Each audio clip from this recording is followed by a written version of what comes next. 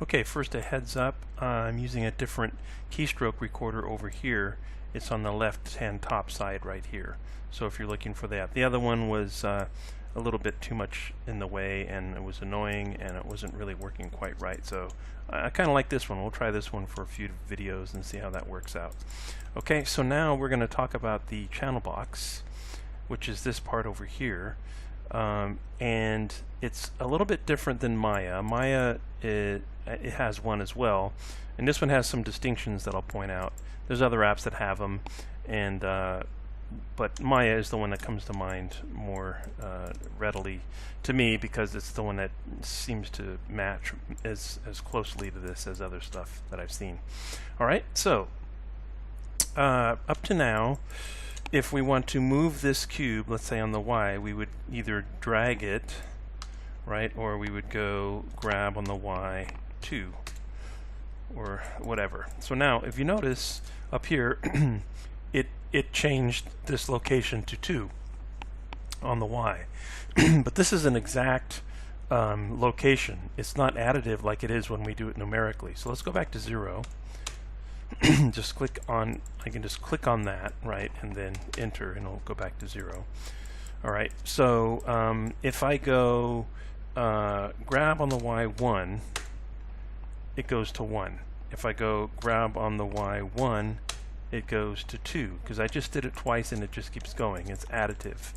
Whereas here, if I add 1, doesn't matter how many times I add 1, it's still just 1. So it's an absolute value. It is where this center point is located in the scene in an absolute sense. Whereas when you're doing stuff numerically, depending on how many times you've done it, it may not be absolute. So for example, let's say if we rotate on the Y45, then you'll see that it's 45 here, but if I rotate on the Y45 again, it'll be 90, you see, over here. And if I rotate on the Y45 again, it'll be 135 and so on. So it just keeps adding to it, right? And let's click in there and 0. Alright, so there's that. It's an absolute value. The second thing is, let's clear this one out too. The second thing is that it's very similar to Maya, and this is just in most recent versions of Blender. I can't remember, about a year ago or so that we got this, but you can drag down along these channel input values here, just drag down like that, and then it gives you the ability to add all values at the same time. So if sometimes, especially in scale, sometimes you just want to scale something up all the way by an exact value. Let's say if you want to scale it by 10, and then I was able to scale all of them up by 10 exactly. And let's Alt S to clear that out, and that would be the same thing as if I went scale 10, right? The difference being, of course, scale 10 again makes it 100, right? So clear that out. Okay, so that's the essence of how this works. The other thing is you can see these little arrows here mean that you can actually do this interactively this way. You could just sort of slide back and forth. And this is a convention that you'll find in Blender a lot for these little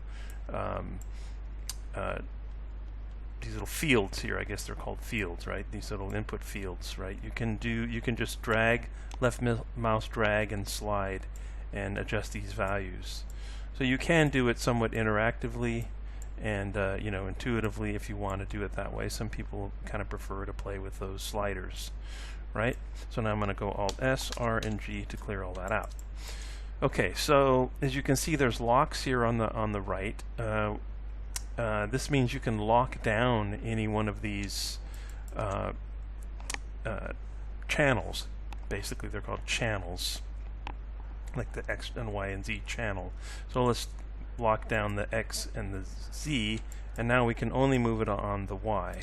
We can't move it in any other direction. You'll see that's all locked off now. And even if I use the keyboard shortcut of G, I can only move it that way. And if I go G on the Z5, it doesn't move anywhere. Basically, it's locked. So I'd have to unlock that in order to move those on any of the other channels. Okay, so that's enough for now, and we'll cover more in the next video.